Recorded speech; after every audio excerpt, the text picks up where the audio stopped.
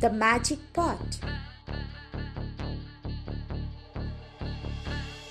In this story, a poor farmer finds a magic pot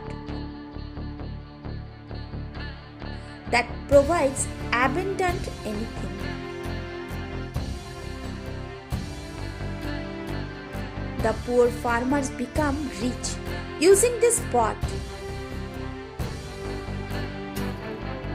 The king of the land then forcibly takes the pot from the farmer.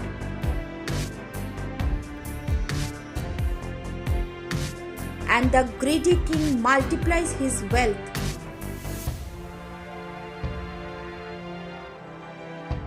One day, tragedy strikes when the king's father falls into the pot, and the king looks after his father, and his father look alive.